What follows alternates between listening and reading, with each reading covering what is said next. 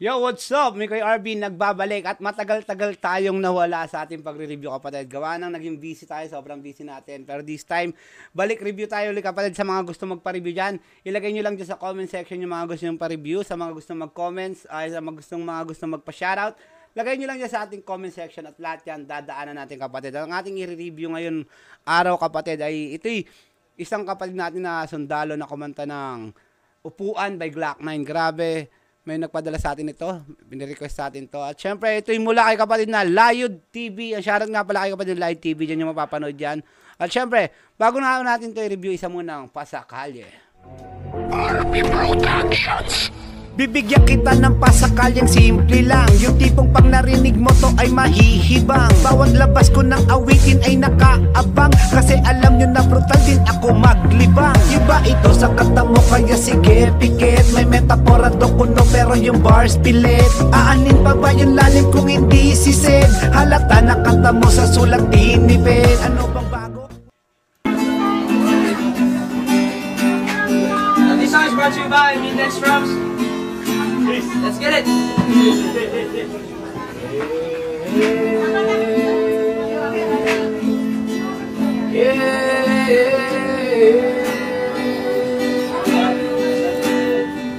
May baril pa no? Mukhang para tong isang maliit na bar, no? Isang maliit na bar na parang merong live band. So, nagpresenta siguro si Sir na kumanta. So, ito, pakinggan natin ulit.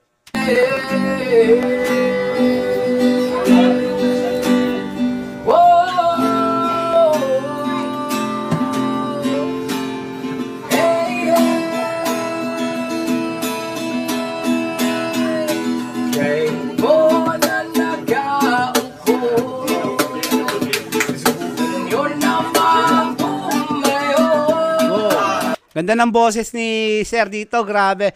Ano yung boses niya sa parang reggae type, yung reggae yung pagkadating ng boses niya. Tingnan natin. Hindi ko alam kung magkasama silang dalawa nung gitarista o naimbitaan lang sa entablado ito si Sir na Sir Sundalo na kumanta. Pakinggan natin. Ganda ng boses. Baka matanaw at baka matanaw ninyo ang tunay na kalagayan ko. Ganito kasi tao po, nandyan po ba kayo sa loob ng malaking bayat, malawak na bakuran, mataas na pader, pinapaligiran na. Sumasabay rin si gitarista sumasabay rin si gitarista. So, hindi ko alam kung magkasama talaga sila dito. Pero ang galing-galing. Bagay, live band no? Pag sinabi kasing live band, ano yan halos siguro 80% o 70% ng mga kanta, alam mong sabayan no? Ganda ng boss dito ni Sir. Pakinggan natin. Tao po, nandyan po ba kayo sa loob ng malaking bayat, malawak na bakuran, mataas na pader, pinapaligiran at nakapilang mga mamahali sa sakyan. Mga bagay na laging bulong ng bulong, wala namang kasatero, marami ang nakabarong. Kumakaman ng walan ay walang butas na bubulong, lagot kutsara na hindi kilala. Totoo, reggae type. Grabe ang ganda ng boss dito ni Sir. Simpleng-simple niya lang kinakanta yung Upuan. Samantalang kapag kinakanta ko yung Upuan, halos lumiliyad na ako, masabayan ko lang yan. Pero ito si Sir, napakasimple, basic lang, nakahawak pa siya sa puluan ng baril niya. Lagot kutsara na hindi kilala ang totoong matakaw.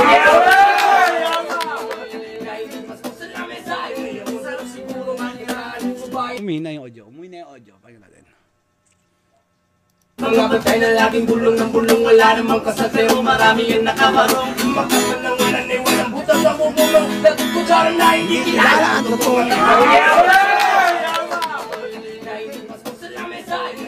Humina yung audio, humina yung audio sa kanila yung kala ko sa akin Humina yung audio pagkatapos ng palakpakan yung mga audience no? Siguro maniraan, subahin na ganyan, sabi pa nila, yun mo rin matasabi, mukhang yung tao na nagmamayari ng isang upuan, may pagkakatao'y ginagagawan. Kaya naman hindi niya pinagkakawalan, kung makikita ko lamang siya ay ang ikaw ay upuan na nakaupo. Galing! Reggae kasi makikita mo sa instrumental sa gamit na gitara kung paano niya pinipitik yung gitara. At the same time kung paano binoses to ni Sir at nung nag-chorus si gitarista man. Hindi ko kilala ito nagigitara pero ang galing, napakahusay ng kombinasyon ng dalawa. Tumayo. At pagka matanaw, at pagka matanaw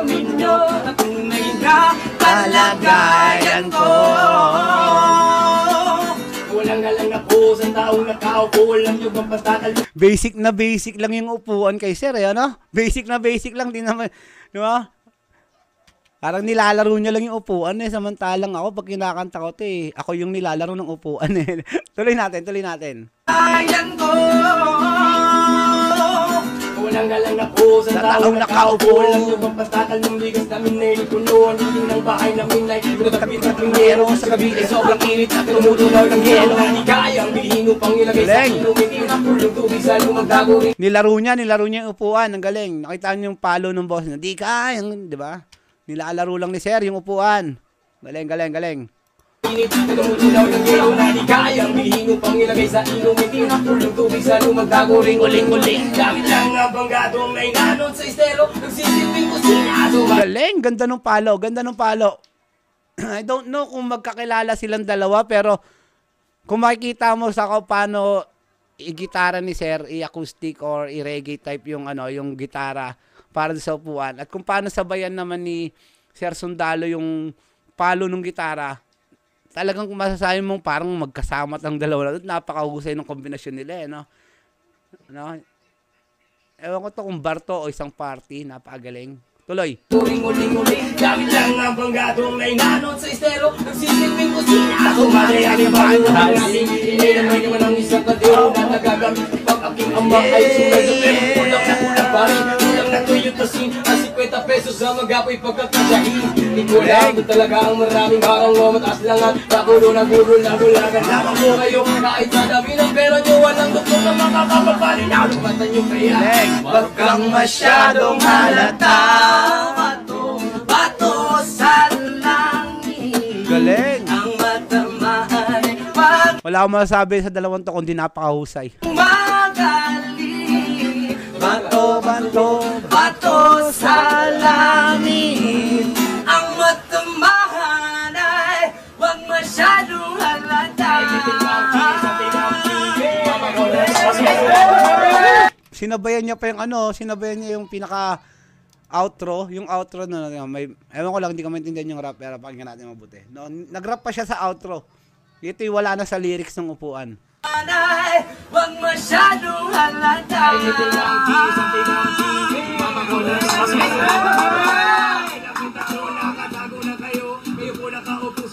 Tumayo,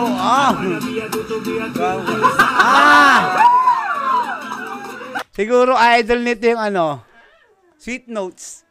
No, kinanta rin kasi ito na yan, yung nasa Sweet Notes, no. Nung sa outro, kumanta rin sino ba yung gitarista doon, yung lalaki sa Sweet Notes. Ang kinanta naman yan doon, Mike Cosa. Nung sa outro nung upuan. Ito ba naman, I wanna be to be a twinkle star. Kinanta rin yun ng Sweet Notes.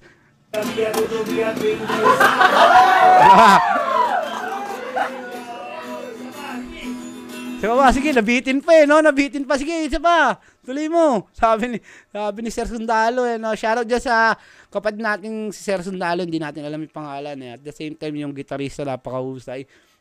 Ganda rin ng boses. Nabitin pa, Sabi niya, sige pa, tuloy mo lang. Tuloy natin. Pakinggan natin to.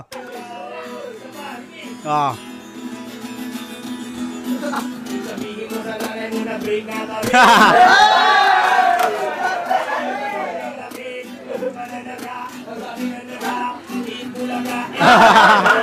Yes, Papa. Eating sugar, no, Papa. Telling lies, No, Papa! open your mouth.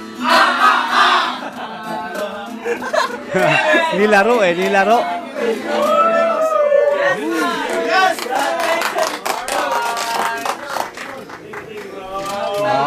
So hindi sila magkasama ng gitarista. Pero ang ganda ng kombinasyon nila, parang talagang nag-usap sila, no? Kasi kung magkasama to, diretso niya lang yun, pero hindi Hinto na yung gitarista, sabi ni Sir Sundalo, sige, tuloy mo pa, kakanta pa ako. Yun sabi niya, nice one. Tingnan natin to, may end, yung dulo. Saludo talaga sa ating mga kapatid na sundalo, no? Hindi lang yan pang mga depensa talaga. Pagdating sa talent, may mga talent din talaga ating mga kapatid na sundalo. So shoutout nga pala dyan sa mga kapatid nating kasundaluhan. Siyempre, shoutout sa mga kapatid nating patuloy na sumusuporta, naniniwala, nagtitiwala sa mga nag-abang ng aking mga video. Grabe, ilang buwan na akong nawala sa eksena. Pero Eto, nagbabalik tayo. At shoutout dyan kay Layud TV. Sa kanya natin kinuha yung video na nare-request. So, shoutout dyan kay Layud TV. Subscribe nyo, supportan nyo kapatid. At kung hindi ka pa nakasubscribe, may kayo RB nga pala. Maraming salamat. Peace out.